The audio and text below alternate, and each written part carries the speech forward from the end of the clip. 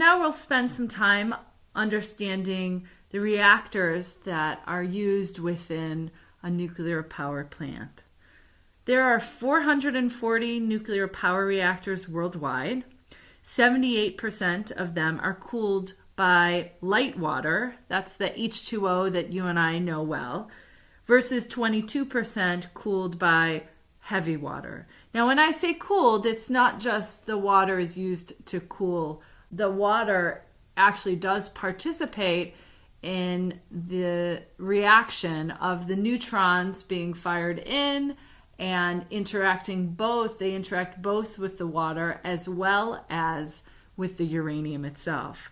Now, heavy water, we call D2O, and I'm sure many of you remember this from past chemistry courses. D2O is actually more favorable at producing just the right conditions inside the nuclear reactor to slow down the neutrons in such a way that we can actually achieve a pretty good fission reaction.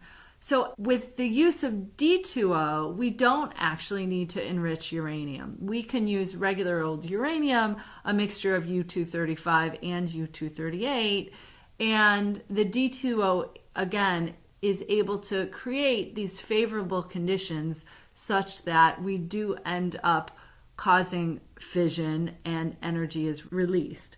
So D2O is considerably more expensive than regular water, than light water, but we get to save on some of the costs associated with the enrichment process. So one would think that we would try to employ heavy water reactors more than light water reactors. But there's one other reason why heavy water reactors are not so common, and that's because we don't have enriched uranium, and actually we have to use fuel more quickly in this kind of reactor. So think of it as there's only so much uranium-235 around that the heavy water reactor can use. We've got a lot of uranium that actually doesn't participate as significantly in the fission reactions, and so we need to switch out our control rods more frequently. And that means, at least in volume, we have much more spent fuel being produced over time than we do in the light water reaction when we're using only the enriched uranium. So for those reasons, light water reactors are more interesting to us. So a light water reactor, again, the most common, uses a Rankine cycle, not unlike a fossil fuel plant, and in a minute I'll remind you what that looks like.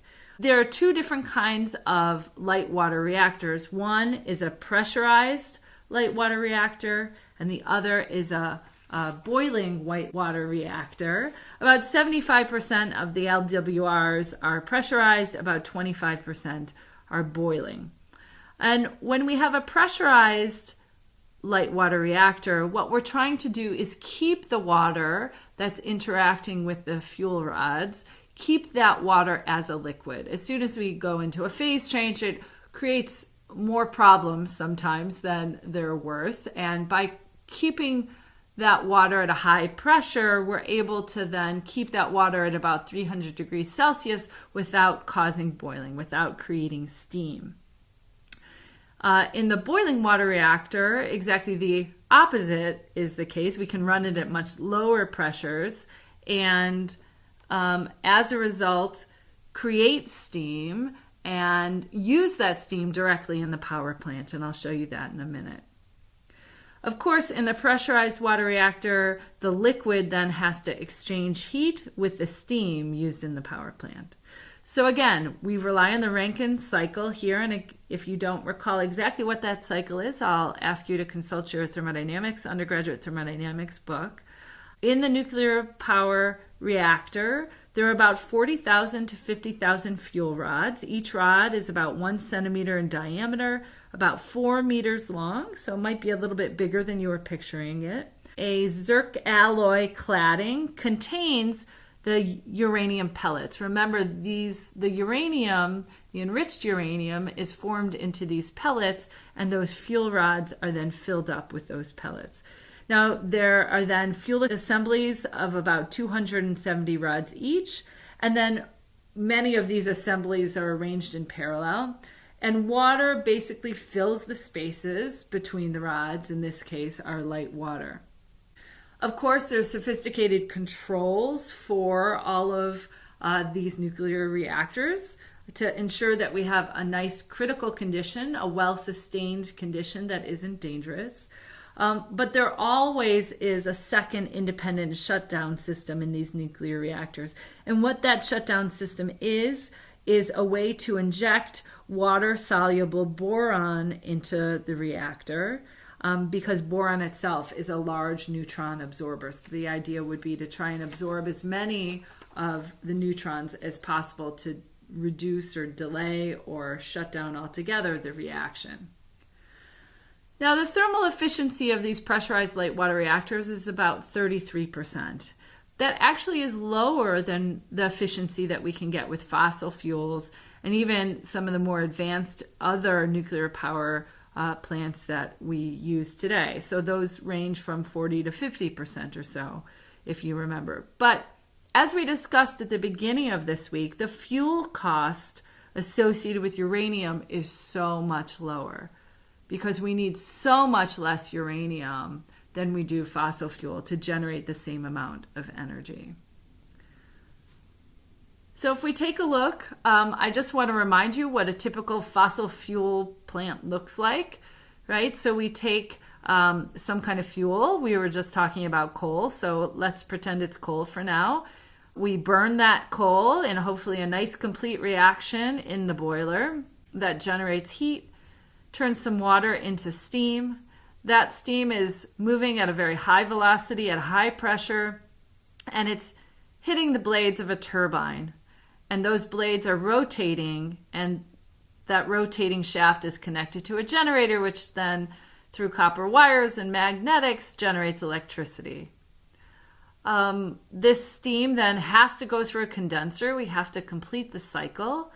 So that happens, and then the now liquid water is pumped back into the boiler, and the whole cycle starts all over again. So that's fossil fuel, and I want you to see that it's very similar to what happens in a nuclear power plant. But we have this extra stage, if you will, where instead of burning the fossil fuel, the coal, to generate the heat, to produce the steam, to raise the temperature and pressure of the steam, we are now generating heat from the control rods from the nuclear fission reaction. In the light water pressurized reactor, we maintain that matter that surrounds the fluid, in this case the light water, we maintain that as a liquid, but it's a liquid at high temperatures.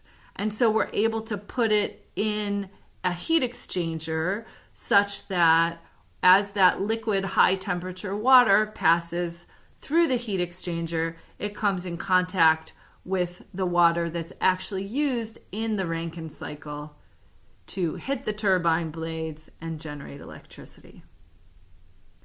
So to help you understand that pressurized water reactor, I have another video for you to watch.